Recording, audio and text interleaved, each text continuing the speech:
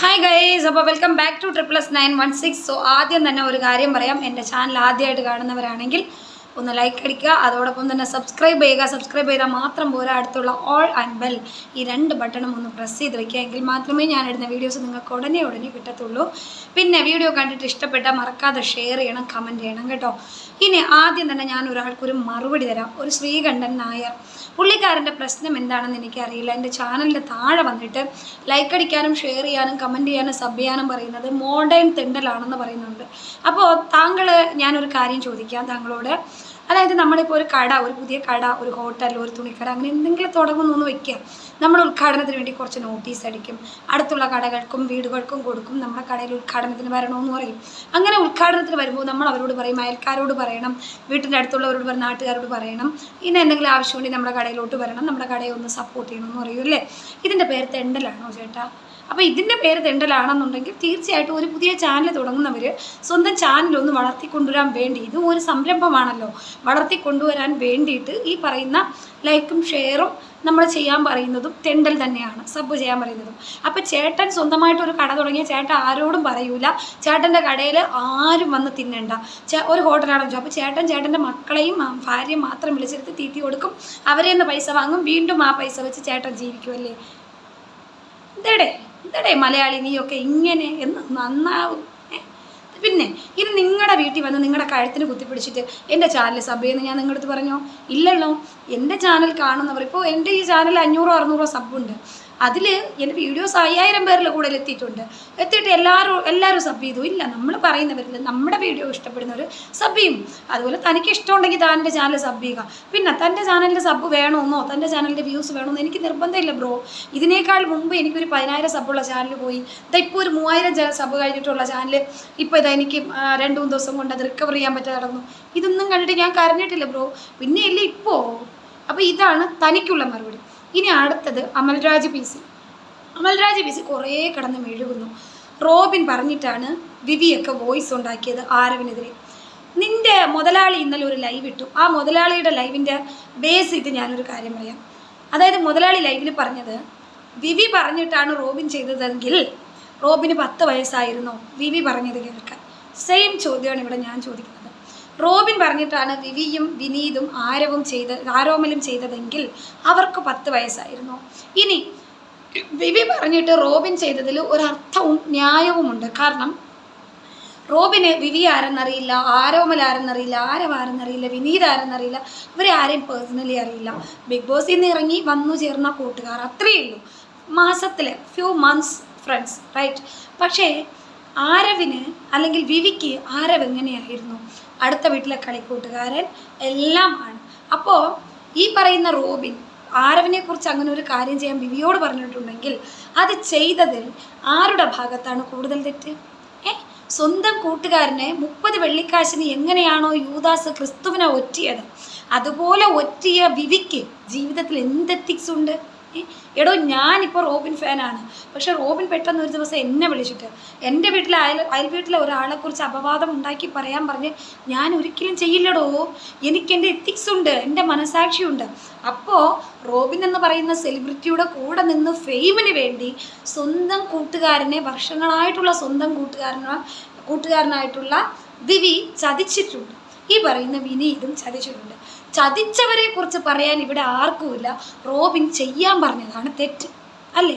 Robin ചെയ്യാൻ പറഞ്ഞത് റോബിൻ്റെ stand, അത് കേട്ടത് ഇവരുടെ തെറ്റാണെടോ.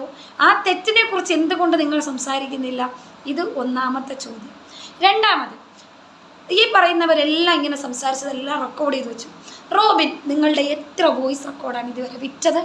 എത്ര വോയിസ് റെക്കോർഡ് വെച്ചിട്ടാണ് റോബിൻ നിങ്ങളെ ഭീഷണിപ്പെടുത്തിയത്? ഇവരൊക്കെ കൂടി അടിച്ച് പിരിഞ്ഞിട്ടും റോബിൻ നിങ്ങളെ ഉപദ്രവിക്കാൻ വന്നിരുന്നോ? ഇല്ലല്ലോ.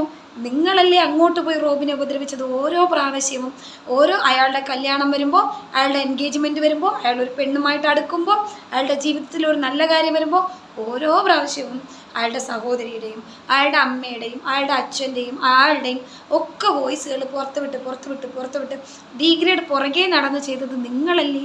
ആ മനുഷ്യൻ നിങ്ങളെ ഉപദ്രവിക്കാൻ വന്നു? ശരിയാണ്, അയാൾ നന്മമരമല്ല, അയാൾക്ക് തെറ്റ് പറ്റിയിട്ടുണ്ട്. കൂടെ കൊണ്ട് നടന്നവരിൽ ആരെ വിശ്വസിക്കണം ആരെ വിശ്വസിക്കേണ്ടെന്ന് അറിയാൻ അത് ഇപ്പോൾ 29 മിനിറ്റുള്ള ഒരു വോയിസ് റെക്കോർഡ് വലിയ ഉഗാണ്ടയിലോ ഉണ്ടയാണെന്ന് പറഞ്ഞ് ഒരുത്തം വെളിയിൽ വിട്ടിട്ടുണ്ടല്ലോ. ഇതൊക്കെ ഞങ്ങൾ കുറേ കേട്ടതാ, 2 വർഷം കൊണ്ട് കേട്ടോണ്ടിരിക്കുന്നതാ. അപ്പം ഞങ്ങൾക്ക് പറയാൻ ഒന്നേ ഉള്ളൂ, റോബിൻ ചെയ്തത് തെറ്റാണെങ്കിൽ നിങ്ങൾ ചെയ്തതാണ് കൂടുതൽ തെറ്റ്. കാരണം നിങ്ങൾക്കിതല്ല, നിങ്ങൾ പരസ്പരം കൂട്ടുകാരായിരുന്നു. റോബിന് നിങ്ങൾ ആരുമല്ല.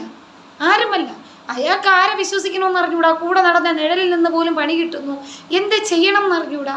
അയാൾ എന്തൊക്കെയോ കാട്ടിക്കൂട്ടി. അതിൻ്റെ കൂടെ നിന്ന് സ്വന്തമായിട്ടുള്ള ചെറുപ്പത്തിലേ ഉള്ള കളിക്കൂട്ടുകാരനെ വരെ ഒറ്റുകൊടുത്ത നിങ്ങളിൽ പരസ്പരം എല്ലാവരും ഒറ്റിയിട്ടുണ്ട്. പിന്നെ എന്ത് യോഗ്യതയുണ്ട് നിങ്ങൾക്കൊക്കെ പറയാൻ?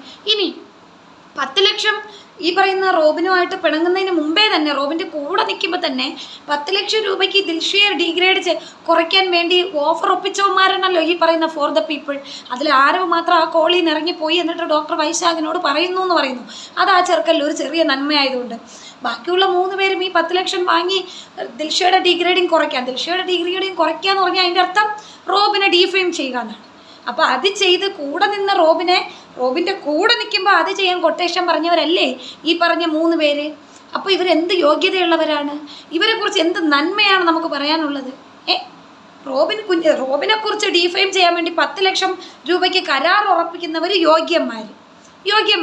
റോബിൻ 1-2 പണി കൂട്ടിയപ്പോൾ റോബിൻ 1-2 വീഡിയോ ചെയ്യാൻ പറഞ്ഞ റോബിൻ മൊത്തത്തിൽ തെറ്റുകാരൻ. എന്തുവാടേ? ഇനി ഇതെല്ലാത്തിലും കാലം ഉപരി റോബിൻ പറഞ്ഞിട്ടാണോ വിവി മറ്റേ ആരവിൻ്റെ ചാനൽ അടിച്ചെടുത്തത്? സ്വന്തം കൂട്ടുകാരൻ്റെ ചാനൽ ഒരു ഉളുപ്പുമില്ലാതെ അടിച്ചെടുത്തിട്ട് ഇന്ന് ആ ചാനൽ വെച്ച് അരി വാങ്ങി സ്വന്തം അമ്മയ്ക്കും അച്ഛനൊക്കെ കൊടുക്കുന്നു. നാണോ ഉളുപ്പ്? ഇവൻ എന്ത് തൊലിക്കട്ടിയാടാ? കാണ്ടാമൃഗം തോറ്റുപോകല്ല ഈ വിവി എന്ന് പറയുന്ന ശവിയുടെ മുമ്പിൽ.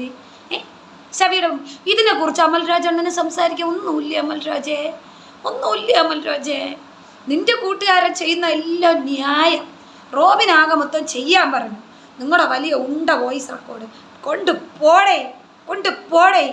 നിന്നെയൊക്കെ ഇപ്പോൾ കുറേ മനസ്സിലാക്കി എവിഡൻസ് സഹിതം പുറത്തിട്ടപ്പോൾ വീണ്ടും റോബിനെ ഡീഗ്രേഡ് ചെയ്യാൻ നിൻ്റെയൊക്കെ ഒരു ഉണ്ടാക്കിയ വോയിസ് റെക്കോർഡ്.